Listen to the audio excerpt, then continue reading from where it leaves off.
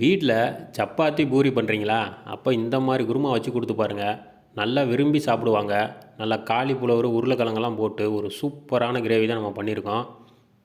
இந்த கிரேவி பண்ணுறது ரொம்ப டைம்லாம் எடுக்காதுங்க. ஈஸியாக பண்ணி முடிச்சிடலாம். அதுவும் நல்லா ஹோட்டல் ஸ்டைலில் பண்ண போகிறோம். வாங்க எப்படி பண்ணலாங்க பற்றி பார்க்கலாம். இந்த கிரேவிக்கு பார்த்தீங்கன்னா நம்ம வந்து காலிஃப்ளவர் அப்புறம் உருளைக்கிழங்கு, ஒரு உருளைக்கிழங்குல ஒரு 3 உருளைக்கிழங்கு எடுத்திருக்கோம். காலிஃப்ளவரில் ஒரு சின்ன பூ ஒன்று எடுத்திருக்கோம்.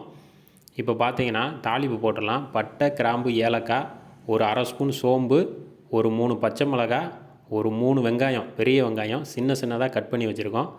அதையும் சேர்த்துக்கலாம். கொஞ்சமாக கருவேப்பிலை சேர்த்து நல்லா வதக்கிடலாம். கிரேவிக்கு பார்த்தீங்கன்னா வெங்காயம் பார்த்தீங்கன்னா நல்லா வதங்கி வரணும். நல்லா வதங்கி வரட்டும், வெயிட் பண்ணுவோம். நல்லா வதங்கி வந்துருச்சு. இந்த டயத்தில் பார்த்தீங்கன்னா நம்ம தக்காளியை சேர்த்துக்கலாம். தக்காளி பார்த்தீங்கன்னா ஒரு 4 தக்காளி நல்லா பழுத்த தக்காளியாக எடுத்து வச்சுருக்கோம். அதையும் உப்பையும் சேர்த்து நல்லா கலந்து விட்ருவோம். தக்காளி நல்லா மசிஞ்சு எண்ணெய் தெளிஞ்சு வரட்டும். அதுக்கப்புறம் நம்ம வந்து காயை சேர்க்கலாம். காலிஃப்ளவரை வந்து ஃபஸ்ட்டு சுடுதண்ணியில் போட்டு எப்போயுமே எடுத்துக்கிறணும். இல்லாட்டி அதில் கொஞ்சம் கொஞ்சம் புழு இருக்கும். அதெல்லாம் சுடுதண்ணியில் போடும்போது நம்மளுக்கு வெளியே வந்துடும்.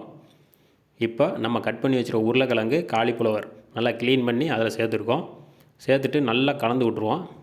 இதுக்கு வந்து பார்த்திங்கன்னா தேவையான மசால்னு பார்த்திங்கன்னா மஞ்சள் தூள், அப்புறம் நம்ம வீட்டில் அரைச்ச குழம்பு மசால் பொடி இருக்குது, அதையும் சேர்த்துக்கலாம். குழம்பு மசால் பொடி வந்து கொஞ்சமாக சேர்த்தா போதும், ரொம்ப சேர்க்க வேணாம். ஒரு 1.5 ஸ்பூனுக்கு சேர்த்துருக்கோம். நம்ம காரத்துக்கு பார்த்திங்கன்னா நம்ம சில்லி பவுடர் தான் சேர்த்துருக்கோம். பச்சை மிளகாய் ஒரு 3 பச்சை மிளகாய் சேர்த்துருக்கோம். அதனால் நம்ம பார்த்து தான் சேர்க்கணும் மிளகாய் பொடி. நல்லா காயெல்லாம் முங்குற அளவுக்கு தண்ணி சேர்த்துட்டு நல்லா கலந்து விட்ருவோம். நல்லா கொதித்து வரட்டும். நம்ம தட்டு போட்டு மூடிடலாம்.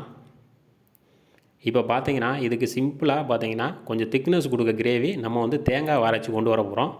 தேங்காய் ஒரு கை நிறையா தேங்காய், அரை ஸ்பூன் சீரகம், அரை ஸ்பூன் கசகசா, ஒரு கை நிறையா முந்திரி சேர்த்து நல்லா அரைச்சி வச்சுருக்கோம் பேஸ்ட்டாக. அதை பார்த்தீங்கன்னா இந்த டயத்தில் நம்ம இறக்கி விட்டுறலாம். பார்த்தீங்கன்னா ஒரு 5 நிமிஷத்துக்கு நல்லா காயெல்லாம் வெந்து வந்திருக்கு. காலிஃப்ளவரும் உருளைக்கிழங்கும் ஸ்பீடாக வெந்து வந்துடும். அதனால் வந்து இந்த கிரேவி ஈஸியாக செஞ்சு முடிச்சிடலாம். இப்போ பார்த்தீங்கன்னா நம்ம அரைச்ச பேஸ்ட்டை சேர்த்து நல்லா கலந்து விட்ருவோம். கலந்து விட்டுட்டு ஒரு 5 நிமிஷத்துக்கு நல்லா கொதிக்க விடுவோம். நம்மளுக்கு கிரேவி எந்த திக்னஸில் வேணுமோ அந்த டயத்தில் நம்ம அடுப்பு ஆஃப் பண்ணிக்கலாம். நம்ம இந்த திக்னஸில் இறக்கி வச்சிடலாம். நம்ம ஒரு 15 சப்பாத்தி வர மாதிரி மாவு எடுத்துருக்கோம். கொஞ்சமாக அதுக்கு தேவையான உப்பு சேர்த்து நல்லா கலந்து விட்ருவோம். சப்பாத்தி வந்து நல்லா புசு புசுன்னு வரணும் அப்படிங்கிறதுக்காண்டி சுடு தண்ணி, பால் சேர்க்குறது அப்படிலாம் எதுவுமே கிடையாதுங்க. நார்மல் தண்ணி சேர்த்துட்டு நல்லா பிசைஞ்சு விட்டாலே போதும். நம்ம எவ்வளோக்கு எவ்வளோ நல்லா பிசைகிறோமோ நம்மளுக்கு அவ்வளோக்கு அவ்வளோ சப்பாத்தி நல்லா சாஃப்டாக வரும். நல்லா பார்த்தீங்கன்னா பொஃப்னு வரும். பாருங்கள் நான் எப்படி பண்ணியிருக்கேன்னு. இந்த பக்குவத்தில் நம்ம மாவை நல்லா பிசைஞ்சு வச்சுக்கிடுவோம். இப்போ வந்து நல்லா வந்து ஒரு அரை மணி நேரத்துலேருந்து ஒரு 1 மணி நேரத்துக்கு நல்லா ஊற விட்டுருங்க. இப்போ நம்ம அதுக்கப்புறம் எடுத்து உருண்டை தரட்டுறோம். இந்த மாதிரி எடுத்துகிட்டு நம்ம பரோட்டாக்கு எப்படி மாவு எடுப்போம் அந்த மாதிரி பிசைஞ்சு மாவு எடுக்க போகிறோம். மாவை நம்ம எவ்வளோக்கு எவ்வளோ நல்லா பிசைகிறோமோ அந்த அளவுக்கு நம்மளுக்கு சப்பாத்தி சாஃப்டாக வருங்க. நம்ம எதுவும் தேவையில்லாத மிக்ஸ் பண்ணணும்னு அவசியமே கிடையாது. மாவை நல்லா பிசைஞ்சால் மட்டும் போதாது, நம்ம சப்பாத்தி போட்டு எடுக்கிற அந்த கல்லும் பார்த்திங்கன்னா நல்லா சூடாக இருக்கணும். அதுதான் நம்மளுக்கு சப்பாத்தி வந்து நல்லா சாஃப்டாக வரும். ஒருவேளை நம்மளுக்கு தோசைக்கல் நல்லா சூடாகாட்டி சப்பாத்தி பார்த்திங்கன்னா ரொம்ப ஹார்டாக இருக்கும். நம்ம கல் நல்லா சூடாயிருச்சு. இப்போ நம்ம ஒரு சப்பாத்தி தேய்ச்சாச்சு. வாங்க எப்படி போட்டு எடுப்போம்.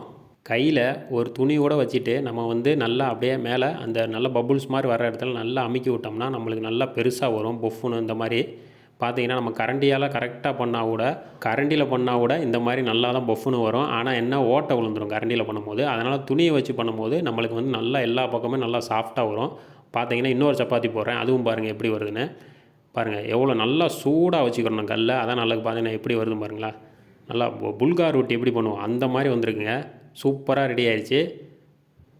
நல்லா காலிஃப்ளவர் உருளைக்கிழங்கு கிரேவி நல்லா தொக்கு போல் இருக்குது பாருங்கள். நல்லா பார்த்தீங்கன்னா ஆஃப் பண்ண உடனே இன்னும் நல்லா கட்டி ஆயிடுச்சு கிரேவி. பிடிச்சிருந்தால் லைக் பண்ணுங்கள், ஷேர் பண்ணுங்கள், சப்ஸ்கிரைப் பண்ணுங்கள்.